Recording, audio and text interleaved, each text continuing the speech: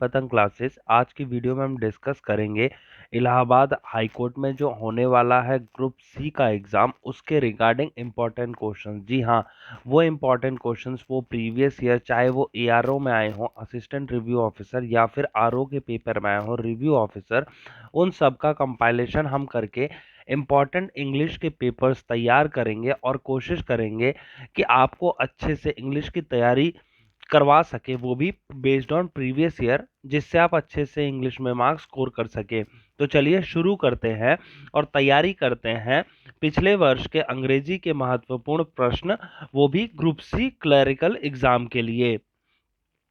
अब इसमें सबसे इंपॉर्टेंट है पहला question. 4 words are given out of which only 1 word is correctly spelled. Find the correctly spelled word. मतलब क्या है, 4 वर्ड दिए हैं, इसमें से एक वर्ड की स्पेलिंग सही है। तो आपको अब जैसे जैसे मैं आपसे बोलूंगा, आपको वैसे ही मेरे साथ बोलना है, जिससे आपको अच्छे से याद हो पाए। अब जब आप रेस्टोरेंट जाते हैं तो आप उसको आपसे बोलिए रेस्टोरेंट। अब रेस्टोरेंट जब आप बोलेंगे ना, तो आपको याद हो जाएगा कि रेस्ट तो आ गया, आउरेंट, उसके लिए रेस्टोरेंट आपका स्पेलिंग जो हो जाएगी करेक्ट। तो जब आप रेस्टोरेंट बोलेंगे तो इसका मतलब होगा कि स्पेलिंग क्या होगी, रेस्टाउ, टाउ हो गया, AURANT, रेस्टोरेंट। ऐसे आप बोलेंगे तो आपको जिंदगी भर याद रहेगा कि रेस्टोरेंट की स्पेलिंग क्या है। रेस्टोरेंट का RESTAURANT। देखिए, हम कैसे बोलते हैं इससे फर्क नहीं पड़ता, हम कैसे लिखते हैं गवर्नमेंट एग्जाम में इसका फर्क पड़ता है। तो हम क्यों ना ऐसे ही याद करें कि उसकी करेक्ट स्पेलिंग याद हो, क्योंकि देखिए हमारी जो एक्चुअल मदर टंग है वो तो है हिंदी, लेकिन हमें इंग्लिश में जब बोला जा रहा है तो हमारे लिए क्या कन्वीनियंट है, जिससे हम एग्जाम में अच्छे स्कोर कर सके, वैसे हम वर्ड्स को अब याद रखेंगे। जिससे रेस्टोरेंट हो गया तो RES रेस्ट, तो आपको बोलने से ही पता चल रहा है रेस्टाउ। टाउ क्या हो सकता है, TAU, और रांट मतलब RANT, रेस्टोरेंट। तो आपको रेस्टोरेंट की स्पेलिंग ऐसे याद रहेगी। अब आप आगे बढ़ते हैं और समझते हैं नेक्स्ट वर्ड, जिसमें है 4 words are given out of which only 1 word is correct spelled. Find the spelled word correctly. अब इसमें क्या है, 4 वर्ड्स दे रखे हैं वैसे ही पहले के जैसे, इसमें से हमें एक करेक्ट वर्ड चूज करना है कि कौन सा वर्ड जो है करेक्ट है। अब आप इसमें देखिए, इम्पेटुअस, इम्पेटुअस इसकी स्पेलिंग होती है IMPETUOUS, इम्पेटुअस। तो इम्पेटुअस भी गलत हो गया। अब नेक्स्ट वर्ड है आपका इग्नोएबल।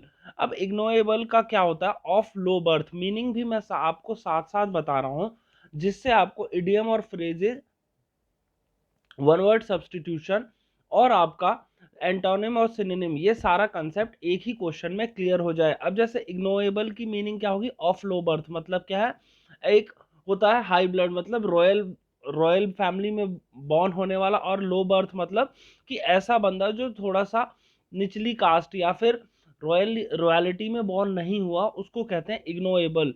अब इसके बाद नेक्स्ट वर्ड है आपका इग्नोमीनियस। इग्नोमीनियस का क्या होता है, डिग्रेडिंग, ऐसा जिसको अपवित्र, इसको कहते हैं इग्नोमीनियस, वो होता है। और इग्नोमीनियस की आप स्पेलिंग भी साथ में याद रखिए, ये है करेक्ट स्पेलिंग, IGNOMINIOUS, इग्नोमीनियस। अब उसके बाद और इग्नोएबल में जो क्या करेक्ट नहीं है पता है आपको क्या, वो है ए नहीं आएगा, इग्नोएबल, इग्नोबल ये होता है उसका एक्चुअल में स्पेलिंग, IGNOBLE, इग्नोबल इसका स्पेलिंग होता है। अब नेक्स्ट है आपका इडियोसिंक्रेसी। इडियोसिंक्रेसी में ना CRASY, इडियोसिंक्रेसी का मतलब ऐसे पेक्युलर होता है, मतलब सर्टेन कंडीशन, ऐसी कंडीशन जो किसी एक कहीं एक स्पेसिफिक हालात में, उसको कहते हैं इडियोसिंक्रेसी। तो इसका इग्नोमीनियस ही करेक्ट स्पेलिंग है। इग्नोमीनियस का वैसे मतलब है क्या, डिग्रेडिंग। तो इग्नोमीनियस करेक्ट आंसर हो जाएगा। अब आगे बढ़ते हैं, समझते हैं नेक्स्ट क्वेश्चन, जो कि है 4 words are given out of which only 1 word is correctly spelled. Find the correct spelt word. मतलब क्या है, इनमें से 4 ऑप्शंस दे रखे हैं, इसके चारों में से एक एक वर्ड जो है वो सही है, उसकी स्पेलिंग हमें बतानी है कि वो कौन सा वर्ड है। अब इसके बाद हम साथ साथ ये भी करेंगे कि सिनोनिम और एंटोनिम या फिर इनकी मीनिंग भी समझते चलेंगे, जिसमें डेमागोज होता है। जैसे मोदी जी हमारे हैं, बहुत पावरफुल लीडर हैं और अपनी बातों से लोगों को एक तरह से इन्फ्लुएंस कर लेते हैं, तो वो हो जाएंगे डेमागोज। तो डेमागोज का मीनिंग हो गया ऐसा लीडर जो एक अपनी बातों से ही लोगों को इन्फ्लुएंस कर सके, वो हो गया डेमागोज। और डेलिंक्वेंसी होता है आपका एक ऐसा जुविनाइल, मतलब क्या है, 18 से कम का इंसान का बच्चा जो किसी क्रिमिनल एक्टिविटी में इन्वॉल्व हो, उसको कहते हैं डेलिंक्वेंसी। तो आपका, और डेलिंक्वेंसी की स्पेलिंग क्या होती है, DELIQUE। अब ये जो ए आप देख रहे हैं ये यहाँ नहीं आएगा, तो आपका ये भी गलत हो गया, ऑप्शन बी भी। और डेलीवरांस होता है, आप, मैं ऐसे इसलिए बोलता हूँ जिससे आपको याद रहे कि डेलीवेरेंस नहीं होता, डेलीवरांस होता है। रांस से आपको क्या याद आएगा कि RANCE होता है, और इसमें क्या है ई, तो ये भी गलत हो जाएगा आपका सी। और अब इसके बाद ऑप्शन डी, डेली बारेटिव नहीं होता, डेलीबरेटिव होता है, DELIBERE। तो आपका डेलीबरेटिव हो जाएगा। ये वाला ई जो आप देख रहे हैं इसमें ई नहीं है, तो डी भी गलत होगा।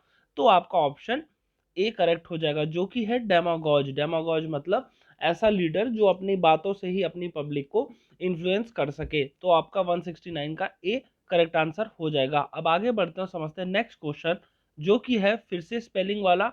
4 words are given out of which 1 word is correct spelt. Find the correctly spelt word, मतलब इसमें से एक वही वर्ड आपको करेक्ट चूज करना है जिसकी स्पेलिंग सही हो। अब एबुलेंट, एबुलेंट मतलब होता है एजिटेटेड, तो इसकी, और इसके बाद अब नेक्स्ट आगे बढ़ते हैं, जुबिलेंट। जुबिलेंट की स्पेलिंग होती है, मीनिंग होता है एक्सल्टेंट या फिर कुछ ज्यादा ही उत्साहित। अब इमिनेंट, इमिनेंट मतलब क्या हो, ऐसा जो 2023 जो है हमारे लिए इमिनेंट है, मतलब आने वाला।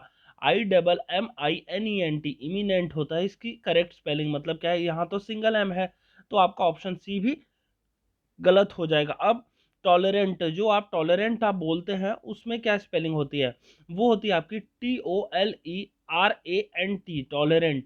मैं आपको यहाँ साथ में करेक्ट स्पेलिंग इसलिए बता रहा हूँ कि आप कल को अगर आप ऐसे ही टॉलरेंट का आ गया, सपोज करेक्ट स्पेलिंग होगा और बाकी गलत होंगे, तो आपको याद रहेगा कि यार टॉलरेंट की ये स्पेलिंग होती है, तो वो चूज कर देंगे। तो हम एक तरह से कई अप्रोच अप्लाई कर रहे हैं जिससे हमें कोई भी क्वेश्चन किसी तरह से भी फंस जाए तो हम अच्छे से स्कोर कर पाए। तो आप इसमें ऑप्शन डी भी कर गलत हो गया, ऑप्शन सी भी गलत हो गया, और आपका इसमें ऑप्शन बी जो है वो करेक्ट है, मतलब जुबिलांट की स्पेलिंग सही है। अब आगे बढ़ते हैं, समझते हैं नेक्स्ट क्वेश्चन, जिसमें है choose the correct meaning of the idiom given in bold sentence. मतलब क्या है, इसमें इडियम एंड फ्रेज है उसका मीनिंग बताना है। Rana was left high and dry by his friends when he lost all his money. अब इसमें क्या है, आप ना एक कॉपी बना लीजिए जिसमें इडियम एंड फ्रेजेस जो है वो लिखिए। अब इडियम एंड फ्रेजेस में हाई एंड ड्राई का मतलब होता है आइसोलेटेड, मतलब क्या है, ऐसा छोड़ देना अकेला जब बुरी कंडीशन हो। जैसे राणा के साथ क्या हुआ, जब उसकी मनी, जो उसके पास जितना पैसा था वो सब चला गया, तो उसके दोस्तों ने उसके अकेला छोड़ दिया। तो अकेला क्या है, बी फॉर आइसोलेटेड। आइसोलेटेड मतलब क्या होता है, अकेला छोड़ देना कहीं पे। तो इसका left hand high and dry का मीनिंग होगा आइसोलेटेड होगा इसका मीनिंग। अब आगे बढ़ते हैं, समझते हैं नेक्स्ट क्वेश्चन, जो कि है कि choose the correct meaning of the idiom given in bold in the sentence. अब इसके क्या है, इडियम एंड फ्रेजेस का वही फिर से आपको मीनिंग बताना है जो इसमें इडियम दे रखा, इन चारों ऑप्शंस में से एक करेक्ट आंसर बताना है। Caesar was done to death by conspirators. अब इसमें ऑप्शन है आपके अटैक्ड, एलिमिनेटेड, रिमूव्ड, मर्डर्ड।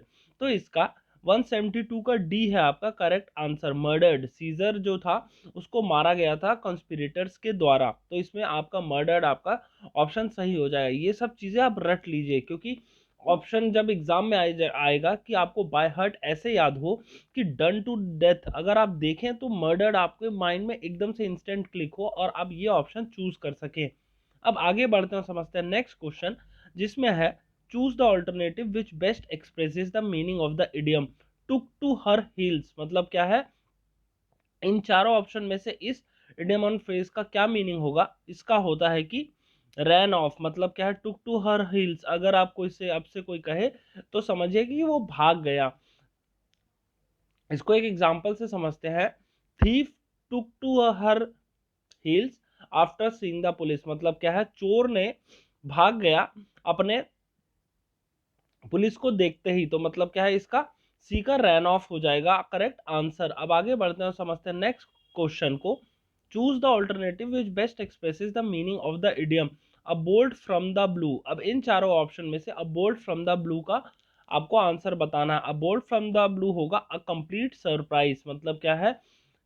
अब इसको एक एग्जांपल से समझते हैं। His father visit was a bolt from the blue for him, मतलब क्या है, उसके पापा का आना उसके लिए एक बोल्ट फ्रॉम द ब्लू था, मतलब क्या, अ कंप्लीट सरप्राइज। ऐसी सिचुएशन जिसके बारे में उसने तनिक भी सोचा नहीं था, तो उसको कहेंगे अ बोल्ट फ्रॉम द ब्लू। अब नेक्स्ट क्वेश्चन है आपका। Choose the word from the given alternative which can be substituted for the given sentence. अब ये देखिए वन वर्ड सब्सटीट्यूशन भी इसके अंदर है। तो वन वर्ड सब्सटीट्यूशन में होगा पॉलीगैमिस्ट। ऐसा पॉलीगैमिस्ट किसे कहते हैं जो बहुत सारी मैरिज करता हो। मिसऑगिनिस्ट, मिसऑगिनिस्ट होता है जो बंदा वुमेन से हेट करता है उसको करते हैं मिसऑगिनिस्ट। और मिसएंथ्रोप जो पूरी ह्यूमन काइंड, जो हमारा पूरा संसार है इंसानों का, उनको हेट करता है उसको कहते हैं मिसएंथ्रोप। अब इसमें मिस तो हर जगह है हेट करने वाला, और इसके बाद ऑर्गेनिस्ट याद रखिएगा फीमेल के लिए इस्तेमाल होता है, एंथ्रोप होता है ह्यूमन काइंड के लिए, और मिस ओगैमिस्ट। अब ओगैमी, गैमी मीन्स आप समझिए कोई चीज दो बार, दो से एक करने को गैमी कहते हैं। जैसे ए प्लस बी का अगर आप कर रहे हैं तो गैमी हो गया, मतलब क्या है, जोड़ना। तो वैसे मिस मतलब हेट करना, और ओगैमिस्ट मतलब मैरिज को हेट करना। तो इसका मतलब क्या है कि ऑप्शन डी जो है करेक्ट हो जाएगा इस वाले क्वेश्चन के लिए। One who hates marriage misogamist उसको कहते हैं जो हेट करता है मैरिज को। अब सबसे लास्ट क्वेश्चन है हमारा इस सीरीज में, जिसमें है कि choose the word from the given alternative which can best complete the sentence. A person who pretends to be what he is not is called an, मतलब क्या है, ये वन वर्ड सब्सटीट्यूशन है। इनमें से जो ऑप्शन आपको ये लगता है कि ऐसा पर्सन जो प्रूव करता है या फिर दिखाता है कि मैं कोई और पर्सन हूं, तो उसको इम्पोस्टर कहते हैं। जी हाँ, इसका आंसर इम्पोस्टर हो जाएगा। A person who pretends to be what he is not is an imposter. Alright guys, ये थे आज के इंपॉर्टेंट 10 क्वेश्चंस इंग्लिश के पर्सपेक्टिव से। वो भी कौन से एग्जाम के लिए? इलाहाबाद हाई कोर्ट में जो क्लरिकल एग्जाम की पोस्ट आई है बेस्ड ऑन प्रीवियस ईयर। अगर आप यही क्वेश्चंस ऐसे ही मेरी वीडियो को डेली देख देख के करेंगे तो आपकी इंग्लिश में अच्छे से तैयारी हो जाएगी और आप इंग्लिश में अच्छे से मार्क्स स्कोर कर पाएंगे। तो आप एक कॉपी में साइड बाय साइड नोट बनाते चलिए और इन्हीं क्वेश्चंस को डेली रिवाइज कीजिए, क्योंकि रिवीजन ही सबसे इंपॉर्टेंट होता है। और लास्ट फ्यू डेज जो एग्जाम से पहले है उसमें आप मॉक टेस्ट कीजिए। जितना ज़्यादा मॉक टेस्ट करेंगे उतने ज़्यादा आप क्वेश्चंस आप कवर अप कर पाएंगे। और नई चीज़ सीखने की कोई ज़रूरत नहीं है, जो अभी तक आपने तैयारी की है उसी को बार बार रिवाइज कीजिए। अगर आपको ये वीडियो अच्छा लग रहा है तो वीडियो को लाइक ज़रूर कीजिएगा, क्योंकि ये मेरे लिए बहुत बड़ी मोटिवेशन होगी आपके लिए ऐसा ही कंटेंट डेली लाने के लिए। अगर वीडियो अच्छा लगा तो वीडियो को लाइक कीजिए, चैनल को सब्सक्राइब कीजिए। Thank you.